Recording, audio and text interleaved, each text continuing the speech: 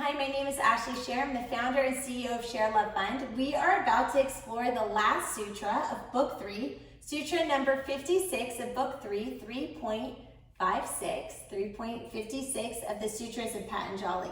In English, the sutra reads as follows: when the tranquil mind attains purity equal to that of the self, there's absoluteness. So here, this is what the sutras have been building towards: a sense of oneness, a sense of solidarity. Often there is turmoil in our external environment, but there's also turmoil within. What if we stopped using energy to kind of fight within? You know, sometimes cartoons will have the angel on one shoulder and the devil on the other, and the angel and devil are like fighting with each other. You know, maybe this was in Tom and Jerry cartoons of the States Me. You know, when we have oneness, then we can just use all that energy for a positive purpose. This was like a similar sutra that we read earlier, where it said that you have power when you have purity. And I was saying, I don't necessarily think that you gain more power. I just think that when you focus your power on, when you focus your energy on purity, you're not wasting your energy on all that debris that's getting you nowhere. So anyway, this sutra, it's talking about you know, how we can just be more insightful through concentration and solidarity. Here, we are not here to grasp a little of this and a little of that. What is the biggest fish you can catch? The self-fish. Hook that fish, yourself. Then you can probably have a nice big aquarium. You don't need to hurt the selfish. You just need to keep the fish of yourself safe. You can show it to others. You can say, this is me. I'm the biggest fish. I caught myself. And I want to protect myself by building walls, the best aquarium. We should never lose sight of this, and we should settle for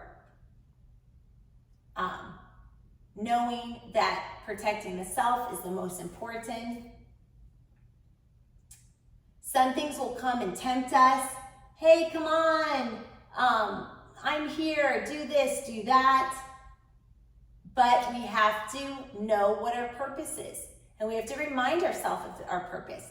And then when we know our purpose, we can say, no, my purpose is something different. I'm after something bigger. I'm after that biggest fish in the sea. And what is that biggest fish? That's me, the self-fish, or selfish, but thinking of yourself. So it's like putting on your oxygen mask first before you assist others on an airplane. Take care of the biggest, most important fish in the sea, which is yourself. You're the self-fish. So it might feel selfish, but it's self-care. You can tell people that your purpose is something bigger and that you are going straight ahead. And you don't even need to stand and wait and watch the sideshows here and there. I'm going to tell you something about this also. Sometimes you try to avoid problems and the person keeps on talking to you. And so you kind of talk back and explain more. Well, this is what I found out. You can't make someone stop talking to you, but you can remove yourself from the situation. So sometimes you are going to tell someone that you're not interested, and they are still going to keep on coming. Well, yeah, but I have one more question or one more thing, or what do you think about that? And Sometimes you're just gonna have to walk away even though they didn't take no for an answer. Now, there are other times where you can't physically remove yourself from the situation. So I will tell you what I personally did in this situation. Someone was asking me all sorts of questions. I did not feel comfortable speaking to them. And I told them, please, can we not talk about this? They said, sure, we don't need to talk about this, but I just have one more question. So basically that was a little bit confusing because their words seemed to validate my request, but their actions didn't. So that could be a little confusing. Anyway, the person persisted, and then I said to them, I can't control your behavior, but I can control mine to remove myself from the situation, but I can't remove myself from the situation because we're in a contained situation. So I said, I am going to just go into downward dog, and not downward dog, child's pose. And I said, I'm just gonna pray. And I went into child's pose like this, and I prayed. And the person was still talking to me, and then the person told me to answer. And I said, look, I can still hear you. Like, I don't have earplugs. I'm just trying to like make peace here, and I don't feel comfortable talking. Anyway, it really did de-escalate the situation. So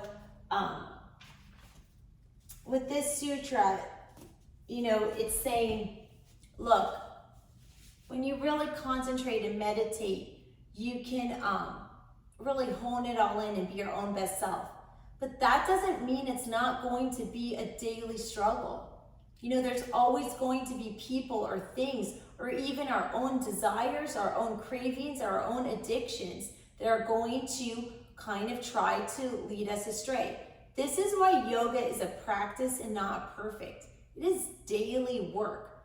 And it doesn't need to be yoga, like life is daily work. Yoga is just a tool that works for some people and doesn't work for others. There's no prize for like loving yoga. It doesn't really matter if you use yoga or you use your own ideas or whatever. The idea is staying out of trouble and fulfilling our potential. Like, that's what our goal is. Our goal is not to make everyone a yogi. Our goal is not to like convert people to yogis. Our goal is to help people stay out of trouble and be safe and you know, have a degree if they need it, and kind of honor their bodies. So that's just something to be aware of, is that even if you get your stuff all together today, that doesn't mean that it's done. Like, yoga is a practice, life is a journey, and there's always gonna be something or someone that's gonna be tempting, and we need to remind ourselves, no, we have a definite purpose, and we need to really, really stick to that definite purpose, whether it's learning something or service to others, or getting yourself to do a push-up or whatever it is, but focus on something that's positive. And when you kind of like are approached with an idea that doesn't really sound like it's going to serve you, try to remind yourself, no, I'm not interested because I have a definite purpose. We say this because as you progress along your path, the slideshows will tempt you. It's like a king sitting there and he's ready to give you everything. He's invited you to come to his party. He's invited you to be his friend, and you are walking towards that party.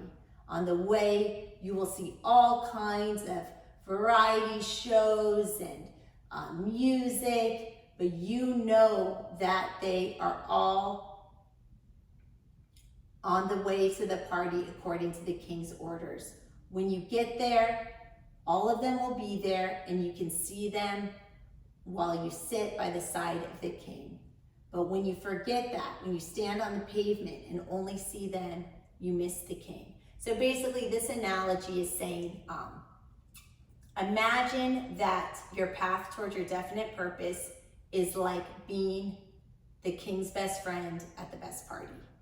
So on the way to the party, if you see the balloon man, don't forget that you're on the road to your definite purpose, to the king's palace, to enjoy the party where there will be lots of balloon people. Like, don't get distracted. Like, this analogy is saying, whether people like this analogy or not, but the essence of this analogy is saying, you know what? If you stuck to your original plan and if you stuck to your definite purpose, you would get the most marvelous result. But sometimes people see something shiny along the way, or like a balloon man on the way to a party, and then they stop and they get so excited about their balloons, and then they never make it to be the king's best friend, for example. And, you know, and taking this analogy a step further, and what happens with balloons? They stop. They're temporal. So just try to not get distracted by the little things along the way. You can think of it as, that there's like a bakery in the distance, and then there's like little crumbs on the ground. And if you stop and you get so caught up in the crumbs, you'll never make it to the bakery. So really just stay focused. There's going to be distraction and temptation all along the way. When you expect it, you have power over it.